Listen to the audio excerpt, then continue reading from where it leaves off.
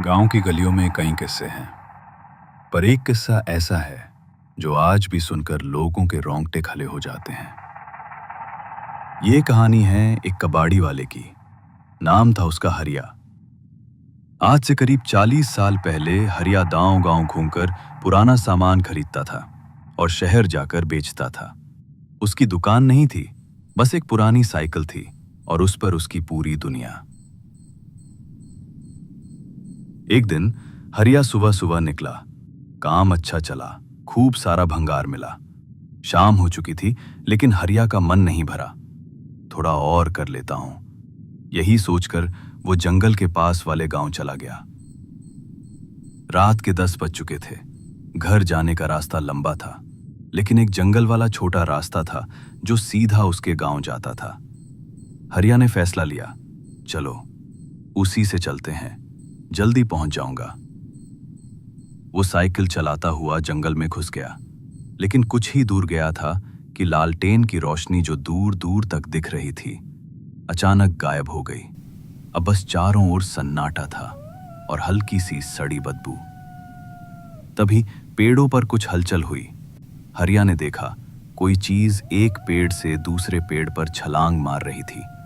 चांद की रोशनी में उसने देखा एक बूढ़ी औरत, सफेद बाल, काली शाल और भयानक चेहरा। वो चुड़ैल थी। हरिया की रूह कांप गई, लेकिन वो हिम्मत करके बोला, हनुमान जी की जय, और साइकिल पर बैठकर तेजी से भागने लगा। उसे लगा अब वो बच गया है, चुड़ैल कहीं पीछे छूट गई है। लेकिन तभी उसने महसूस किया कि उसकी साइकिल पर वजन बढ़ गया है, जैसे कोई पीछे बैठ गया हो। वो रुका, पीछे देखा, कोई नहीं था, लेकिन सांसों की आवाज थी और झाड़ियों में सरसराहट। वो पेशाब करने गया और जैसे ही पीछे मुड़ा, वही चुड़ैल सामने थी। बड़े बड़े दांत, लंबी जीभ और हाथ में गंडासा। वो हंस रही थी। उसकी हंसी जंगल में गूंज रही थी। आजा, बहुत भूख लगी है। हरिया जान बचाकर भागा। चुड़ैल हवा में उड़ती हुई उसका पीछा कर रही थी। रुक जा, वो चीखी, लेकिन हरिया हनुमान चालीसा का जाप करता हुआ गांव की ओर भागा। जैसे ही मंदिर नजदीक आया, चुड़ैल ने एक जोर की चीख मारी और हवा में गायब हो गई। हरिया मंदिर के दरवाजे पर बेहोश हो गया। सुबह गांव वालों ने उसे मंदिर में पाया।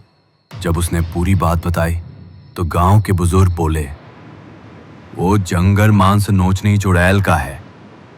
तू बच गया, भगवान की कृपा है। जब गांव वाले हरिया के साथ उसकी साइकिल लेने जंगल गए, वहां सिर्फ कबाड़ी का बिखरा सामान था और टूटी हुई साइकिल।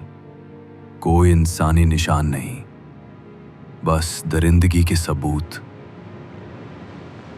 तब से आज तक कोई उस जंगल से रात में नहीं गुजरता, और अगर कोई वहां से गुजरा तो कबाड़ी वाला नहीं, मांस नोचनी ही लौटती है।